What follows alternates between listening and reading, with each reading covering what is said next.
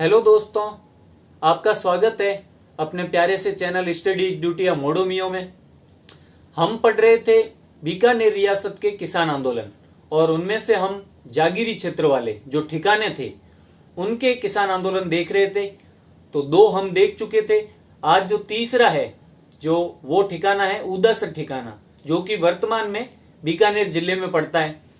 अब वर्तमान में क्यों बता रहा हूं, क्योंकि तब बीकानेर रियासत में तो ये सब चीजें पड़ती थी। तो हम सोच रहे हैं कि बीकानेर रियासत के बता रहे हैं तो उदासर का ही बताएंगे तो बीकानेर में ही पड़ेगा। लेकिन बीकानेर रियासत में तब चूरू, हनुमानगढ़, गंगानगर के काफी भाग आते थे। तो इसलिए ये बताना जरूरी है कि वर्तमान में ये कहाँ स्थित है। तो उदासर जो है उसके बारे में हम आज चर्चा करेंगे। तो चलो शुरुआत करते हैं। तो जो अपना उदासर गांव है, जो उस वक्त रियासत में एक ठिकाना था, वो उदासर गांव वर्तमान में कहाँ स्थित है? बीकानेर में, और बीकानेर की नौखा तहसील में स्थित है वर्तमान में। और यहाँ आंदोलन किस वजह से प्रारंभ हुआ? तो जागीरदार द्वारा अलग अलग भिन्न भिन्न प्रकार की नई लागतें, मतलब लाग बाग लगा दी गई लागतें। तो उनके विरोध में जो जागीरदार द्वारा लगाई गई जो लागतें थी, उनके विरोध में ये स्टार्ट हुआ था। और ऊपर से भू राजस्व की दरें तो ज्यादा थी ही। तो ये आंदोलन वैसे तो विरोध तो 1934 में ही स्टार्ट हो गया था, विरोध प्रदर्शन तो इसका लागतों के विरोध में। लेकिन वास्तव में जो इसका सन माना जाता है जब ये चरम पे था, और जो बाद में प्रजा परिषद के बड़े बड़े नेता रहे, उन नेताओं ने जब इनको सपोर्ट किया था, तो उस वजह से वो साल जो है 1937 माना जाता है कि वास्तव में ये आंदोलन का जो रूप लिया ना पूर्णतः, वो इसने 1937 में लिया था। तो अगर सन पूछे तो आप 1937 टिक करेंगे, ऑप्शन में ज्यादा सही है। और साथ ही साथ दूसरा जो क्वेश्चन बनने जैसा इसमें वो है कि यहाँ के नेता कौन थे इस आंदोलन के? तो वो थे चौधरी जीवन राम।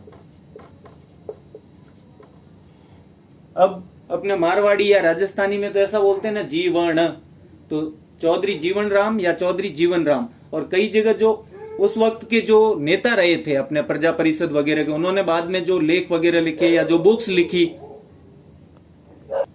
उनमें इनका नाम क्या लिखा है? कहीं कहीं जीवन जाट ही लिखा है, बस जीवन जाट। क्योंकि एक तरह से ये जवान ही थे उस वक्त, तो जो बड़े नेता थे वो जीवन जाट ही बोलते थे उनको। तो चौधरी जीवन राम या चौधरी जीवन राम जाट या जीवन राम जाट, जीवन जाट, कुछ भी आए, जीवन आना चाहिए उसमें। उन्होंने ही इनको उदासर किसान आंदोलन को एक तरह का जीवन दिया था। और तो उसमें क्या तय हुआ, जब इन्होंने जागीरदार ने लागतें लगाई तो इसमें इन्होंने प्रार्थना पत्र लिखा महाराजा को। महाराजा गंगा सिंह थे तब वहां पे बीकानेर में, महाराजा को प्रार्थना पत्र लिखा और उसमें ये लिखा कि भाई जो लागे हैं वो कम करो,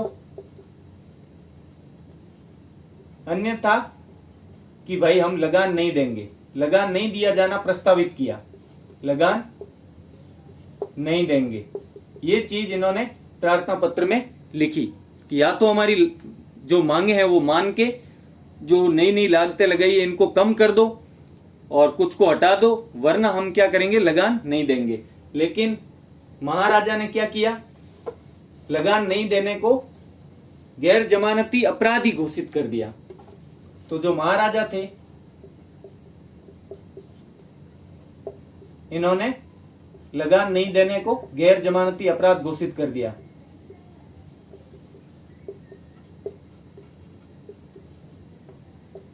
कि जमानत भी नहीं होगी, ऐसा अपराध कि अगर तुम नहीं दोगे तो फिर जेल में डाल देंगे, गैर जमानती अपराध घोषित कर दिया। और साथ ही साथ जो अपने नेता थे चौधरी जीवन राम, इन पे 100 रुपए का जुर्माना लगाया। अब कोई सोचेगा यार 100 रुपए तो बहुत कम जुर्माना है। उस वक्त 1 रुपया भी बहुत ज्यादा होता था, तो 100 रुपए बहुत ज्यादा था, और वो भी किसी किसान के लिए तो बहुत बहुत बहुत बहुत ज्यादा था। तो चौधरी जीवन राम पे क्या किया, एक तो 100 रुपए का जुर्माना लगाया और उनकी संपत्ति जब्त कर ली। 100 रुपए जुर्माना और संपत्ति जब्त कर ली। अब उस वक्त 1937 में तो लगभग 34 में तो विरोध स्टार्ट हुआ, लेकिन इसका जो सन मानते हैं वो हम 1937 मानते हैं, क्योंकि जो बाहर लोग रहते थे ना, बीकानेर के बाहर जो लोग रहते थे, कलकत्ता वगैरह, वहीं पे इसका प्रजामंडल का पहली बार निर्माण हुआ था कलकत्ता में ही। तो वहां जो नेता रहते थे उन्होंने इस आंदोलन को सपोर्ट करना 1937 में स्टार्ट किया था। एक तरह से कह सकते हैं जो प्रजा परिषद के बड़े बड़े नेता थे वो इसके सपोर्ट में 1937 में आए। तो आंदोलन का पूर्ण रूप इसने 1937 में ही लिया था। तो बाद में इसको दबाने के लिए क्या किया, लगान नहीं देने को गैर जमानती अपराध घोषित कर दिया, ताकि कोई किसान भाई लगान न देके विरोध प्रदर्शित न कर सके, कि आखिर उनको देना ही पड़े, विवश हो जाए, आंदोलन दब जाए। और साथ ही साथ जो नेता थे जीवन राम, उन पे 100 रुपए का जुर्माना लगा के उनकी जो निजी संपत्ति थी, जमीन वगैरह थी, वो भी जब्त कर ली। तो इस तरह जो अपना पिछला आंदोलन था बीकानेर रियासत का ही महाजन किसान आंदोलन, उसमें लास्ट में क्या हुआ था, बस राजा ने दिसंबर 1942 में जो महाराजा गंगा सिंह थे उन्होंने बोल दिया वहां के जागीरदार भोपाल सिंह को कि भाई कुछ करो और इसको बंद करवाओ, नहीं तो आसपास के गांव में भी फैल रहा है। तो इस वजह से उन्होंने बोल दिया बस कि भू बंदोबस्त करवाएंगे और अपना जो है रसीद देंगे भू राजस्व की आपको जमा करवाने की। तो वो बस कहने की बातें थी, बाकी इतना ज्यादा सफल नहीं था।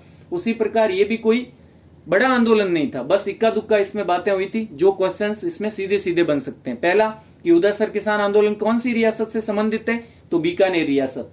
दूसरा कि कब हुआ, तो 1937, क्योंकि आंदोलन का रूप इसने 1937 में ही लिया।